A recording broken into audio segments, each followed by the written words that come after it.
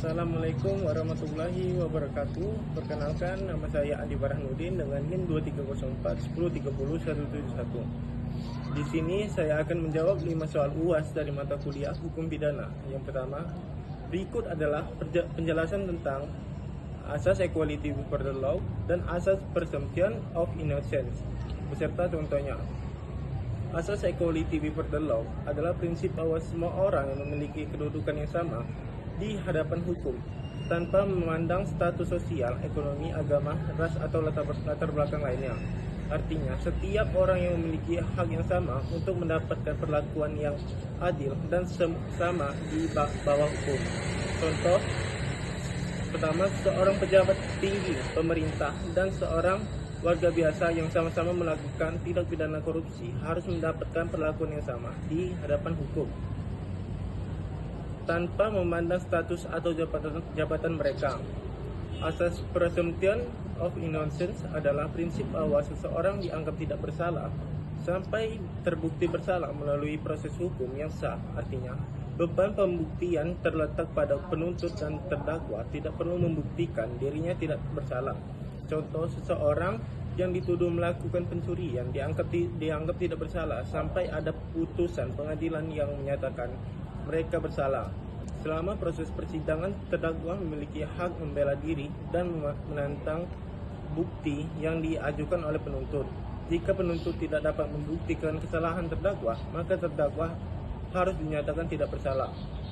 Soal kedua, upaya hukum adalah tindakan yang dilakukan oleh pihak yang merasa dirugikan atau memiliki kepentingan untuk menyelesaikan sengketa atau perkara hukum melalui jalur hukum yang berlaku. Upaya hukum bertujuan untuk mencari keadilan, melindungi hak-hak, dan menyelesaikan konflik secara sah.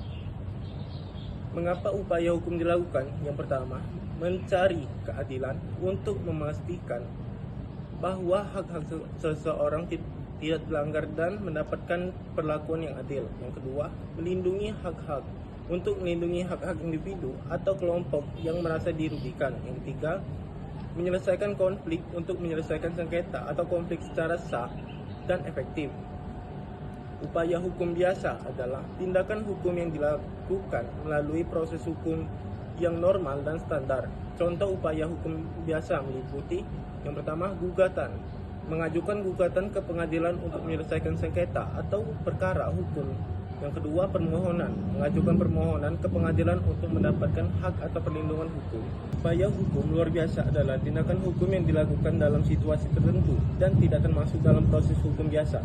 Contoh, upaya hukum luar biasa meliputi yang pertama, kasasi. Upaya hukum yang dilakukan untuk meninjau kembali putusan pengadilan yang telah berkekuatan hukum tetap. Yang kedua, peninjauan kembali. Upaya hukum yang dilakukan untuk meninjau kembali putusan pengadilan yang telah berkekuatan dalam hukum tetap berdasarkan adanya bukti baru atau kesalahan prosedural. Yang ketiga, gerasi. Upaya hukum yang dilakukan untuk meminta pengampunan atau keringanan hukuman kepada presiden atau pejabat yang berwenang. Upaya hukum luar biasa biasanya memiliki syarat-syarat tertentu dan prosedur yang lebih ketat dibandingkan dengan upaya hukum biasa. Yang ketiga, proses penyelidikan dan penyidikan adalah tahapan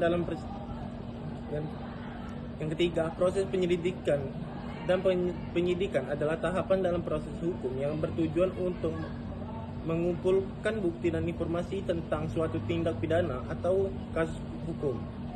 Penyelidikan adalah proses awal yang dilakukan oleh aparat kepolisian atau lembaga penegak hukum lainnya untuk mengumpulkan informasi dan bukti tentang suatu tindak pidana atau kasus hukum. Tujuan penyelidikan adalah untuk menentukan apakah ada cukup bukti untuk melanjutkan ke tahap penyelidikan. Tindakan yang pertama, mengumpulkan informasi tentang kasus hukum melalui wawancara, pengamatan, dan pengumpulan data. Yang kedua, pemeriksaan tempat kejadian, memeriksa tempat kejadian untuk mengumpulkan bukti fisik. Yang ketiga, identifikasi saksi, mengidentifikasi saksi-saksi yang dapat memberikan informasi tentang kasus hukum. Penyidikan adalah proses lanjutan dari penyelidikan yang dilakukan adalah ada cukup bukti untuk melanjutkan ke tahap penyidikan. Tujuan penyidikan adalah untuk mengumpulkan bukti yang cukup untuk membuktikan kesalahan tersangka. Tindakan yang menyertai proses penyidikan meliputi yang pertama, penangkapan, menangkap tersangka dan melakukan pemeriksaan awal. Yang kedua, memeriksa tersangka untuk mengumpulkan informasi dan bukti. Yang ketiga, penggeledahan, melakukan penggeledahan untuk mengumpulkan bukti fisik. Yang keempat, penyitaan, menyita barang-barang yang dapat dijadikan bukti. Yang kelima, pemeriksaan saksi, memeriksa saksi-saksi untuk mengumpulkan informasi dan bukti.